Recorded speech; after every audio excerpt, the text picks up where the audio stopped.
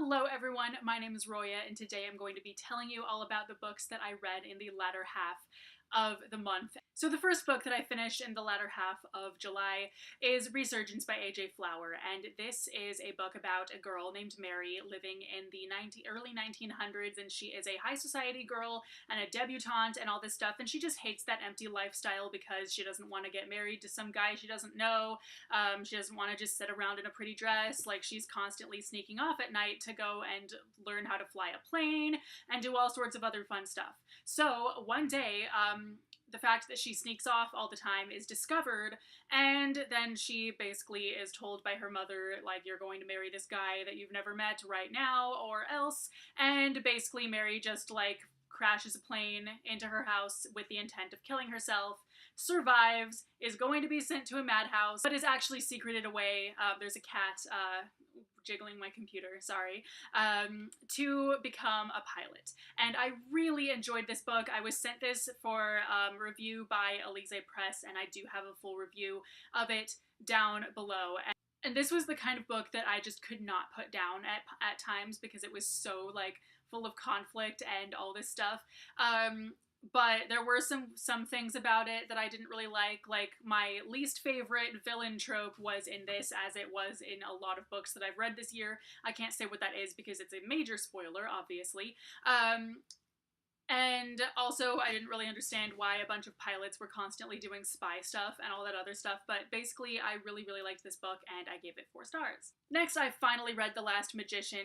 It is about a girl named Esta who lives in an alternate version of New York where everyone has magic and whatnot, and there's a magical barrier around the city that keeps the magical people from leaving. So Esta goes back in time, because that's her magical ability, is to go back in time, and she is going to actually steal a book from somebody back in 1901 New York to stop the magical barrier from being that bad, basically. So most of this book was a little bit meh for me. I felt like it was a little bit dry and boring for most of it, but the last 100 pages were so gripping and so much more fun to read than the rest of the book, and basically I felt like, however, it did also have my least favorite villain trope, just like Resurgence did. I, again, can't tell you what that is because it's a spoiler, but basically, I would recommend this book. It's pretty good, but I didn't think it was anything super amazing.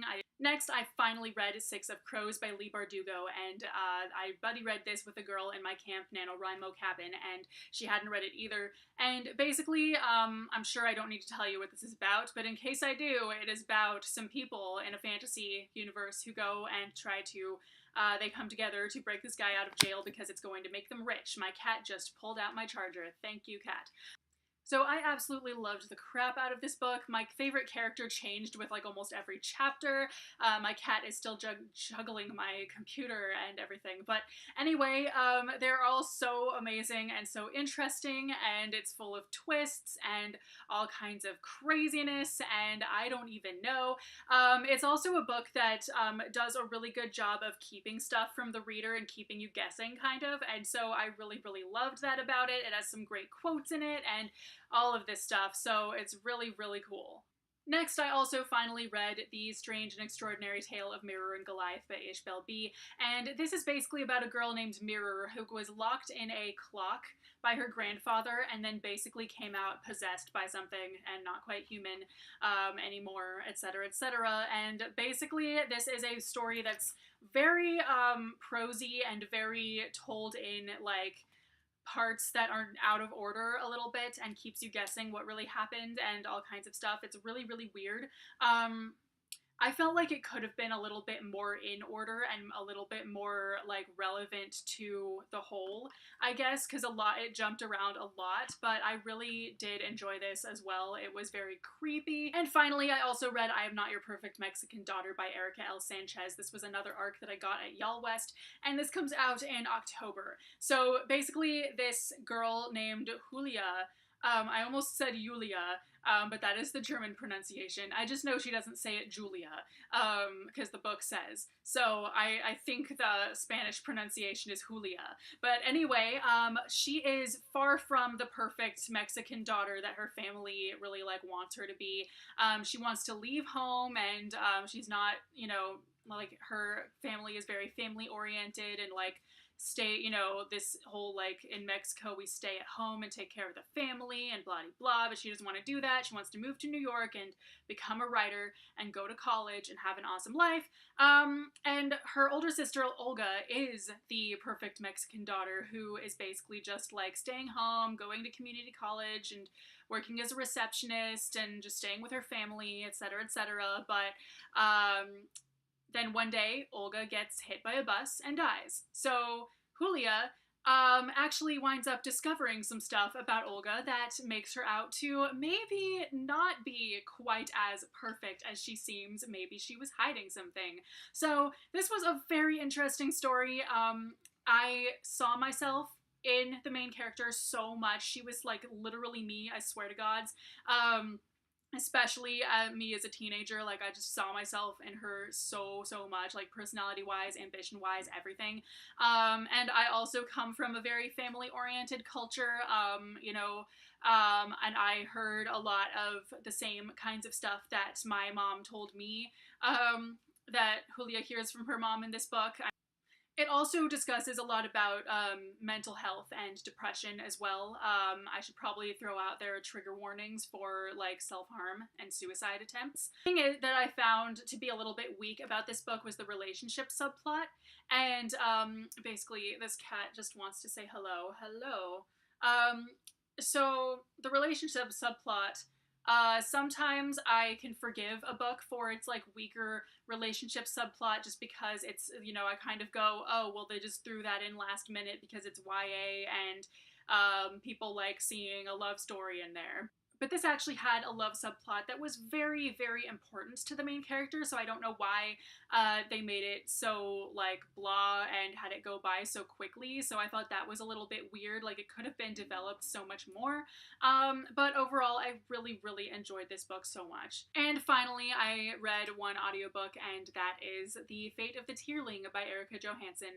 That is the last book, the third and final book in the Tierling series, and I love the crap out of this series. I think it's really, really amazing, and I still really, really liked this book, but I think it was the weakest of the 3 books in the series, mostly just because even though it was as gripping as the other ones, just the conflict in general wasn't quite as good, and a lot of people have been saying that there is a lot that you kind of go, wait, what the heck was that all about? Like, where'd that come from in this magic system? That doesn't make sense. And I have to agree, there is a lot of things that you kind of wonder where'd that come from. As far as the magic system goes, like, you don't know what the hell's going on with the magic system because stuff kind of comes out of nowhere and you're like, what? But basically, I feel like some of that was true of the rest of the series as well. The second book and the third book both have, for example, Kelsey turning into the woman that she's having visions about, like appearance-wise, and taking on the appearance of that girl, and you don't know why. You're kind of like, wait, what the heck? That doesn't make any sense. So that's, you know, like, that's already really weird, and there's already some stuff where you go, well, what the heck's going on with the magic system? Like, that came out of nowhere. But one thing kind of relating to that I found fault with in this book and the previous one is that Kelsey turning into the girl that she's having visions about and everything really annoyed me, because Kelsey starts off the series as being not very pretty at all, and, you know, it's so satisfying to me to read about, like, main characters who are not pretty, who are even ugly. All of this stuff, and then basically she turns pretty. Like, what is up with that? She turns into the girl that she's having visions about, like, appearance-wise, and she's pretty all of a sudden. And so, like, I think in the second book it's a little bit downplayed because there aren't as many comments about it, but in this one there were a lot of comments about, like, oh, well, you're a lot prettier, like, you were very plain last time I saw you, and all this other stuff. So I couldn't, like, ignore the fact that she kind of just turned pretty about halfway through the series, and I just really do not like that about this book. Just and the previous one, it like really kind of annoys me. I wish she had stayed ugly the entire book because it would have been so much more satisfying. But anyway, that's pretty much it. So these 5 books plus the audiobook are the books that I finished in the latter half of July. Let me know if you've read any of these and what your thoughts are, and let me know what your favorite book was that you read in July, and I will see you very soon with a new video. Bye!